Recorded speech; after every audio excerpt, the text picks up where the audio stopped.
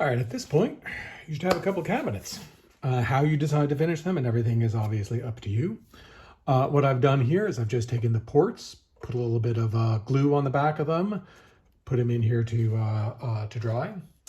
Next up though, we're gonna grab our binding posts here and unscrew the nuts on it.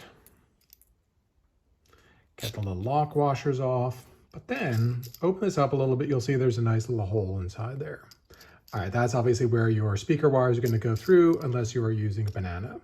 So on here, what I wanna do is have black be on the left, have red be on the right, but also try to get it so that the wires are gonna go up and down. So line that hole up going like this.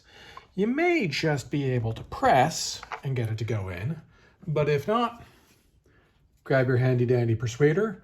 If you notice, this is not a metal one. This is a dead blow kind of one, a rubberized or plasticized one.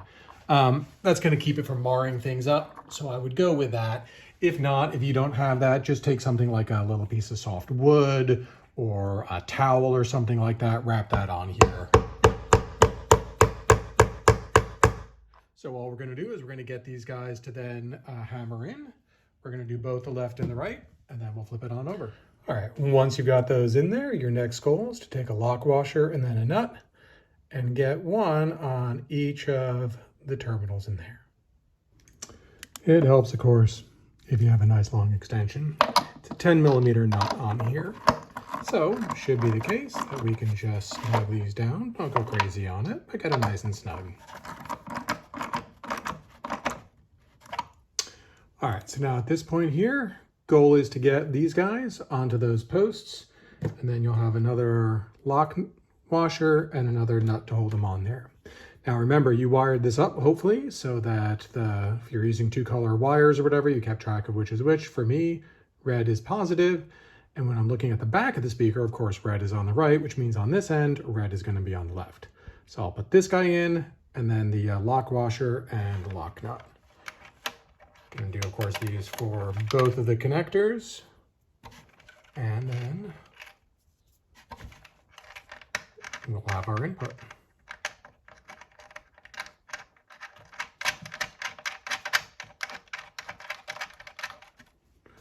Repeat. Now, as you tighten these up, know, of course, that there'll be a tendency for it to go and turn just a little bit. So as you do this, though, make sure that as we look inside here, that they are not touching each other, because that will short out your amplifier and make for a very bad day. All right, next up, we've got to stuff the cabinet. So you can use polyfill. There are a number of name brand things. I just went to my local, hardware type store and picked up some small little fiberglass insulation. It's usually meant for things like you got a little tiny spot you can need to stuff. All right, so I'm just gonna cut out a modest sized piece or whatever here. And right now my goal is just to get it inside to the left of the port, get it on the side panel, and try to just make sure that I've worked it in here so that it's covering the side pretty darn well. All right, I'm gonna repeat that process. Make sure to maybe get some of my wires out of the way so that they don't get lost inside of here or get tangled up beneath the fiberglass like they just did. And now get the next one in here. If you notice, I'm wearing gloves. This is fiberglass, so it has, well, shards of glass. Not fun when it gets on your hands. You get itchy for a good long time. So the goal in all of this is just try to fill this in here. You're trying to get it so that the mid-range kind of sounds and the higher frequency sounds that may be bouncing around inside of here get picked up. So what I've got now, you can see it's pretty well covered. I'm going to add just a little touch more, maybe right back there by the connector and that kind of thing to fill this in a little bit more. And I'll try to get it nice and even. All right, so in this, key thing you want to make sure is that that port does not get covered. You can see I got a little bit in the back there, got this covered, and that should be about it. In the end, I used two, call it about 8x8 inch pieces, and then about a 2x8 inch strip cut into a couple more little pieces just to sort of stuff inside there. All right, last thing we do before we do the mounting here, you'll notice I've got some blue tack on here. So this is a brand I happen to be using, nothing special about it. The woofers have a nice gasket on them, but the tweeters do not. It's a lot more important in a sealed design than an evented one, since, you know, an evented one you've got, oh, I don't know, a big, in this case, almost 40mm hole sticking out the back of it. But I do like actually getting a pretty good seal on this. So all I do is I take a little bit of the blue tack here, twist it into a very fine kind of thing. Again, you don't need much here. We're just trying to provide just a little bit extra worth of a seal so that when I get the tweeter on here, it'll actually then be airtight. We won't have a leak around here. This may be me being OCD from my days of doing a whole bunch of seal designs where it absolutely does matter. Okay, so once we've got that, excuse me for the bounce there. Once we've got that on there, we can now go and take our tweeter. So what I'm using here for the mounting, for the tweeters, I'm using number 6 5/8. For the woofers, I'm using number 7 5/8.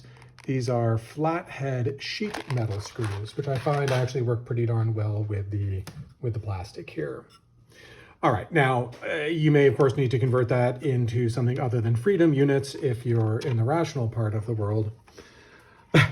But in any case, so the last little bit I want to make sure we have on here is that you pay attention to, we've got our positive there, and again, whichever setup you had here, I had my more copper colored one being the positive. If you don't get this right, your speakers are going to sound like crap. Well, they just won't image really at all. So we get these on here, and I make sure that they're nice and tight. If they're not tight, I have use some needle nose and I just sort of stiffen that up. Lay this on here, make sure to line up my holes, press it in, and now we take the screws.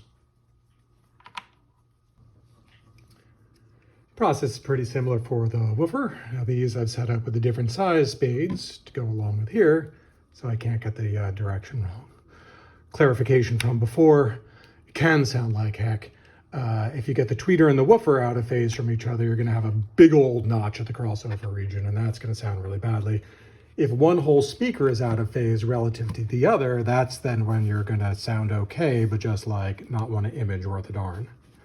All right, so drops that in there. And again, it's the slightly larger number 7s I have set up for here. You could use number 6s really for both of them. If you get up to a number 8, and again, what that is outside of freedom units, I don't know. It's going to end up being a little tight or whatever on the hole itself. The holes, honestly, the holes are actually designed for metric screws here, but this is what I happen to be able to find. All right, and if you're going to use a power tool on this, please go really carefully and slowly. I can't tell you in my youth how many times I had some form of screwdriver go through there. Don't do that. And there we have it. Finished product, fully nicely assembled and ready to go. I've tested it out. It's working out great here. You can see a couple of shots of what it looks like.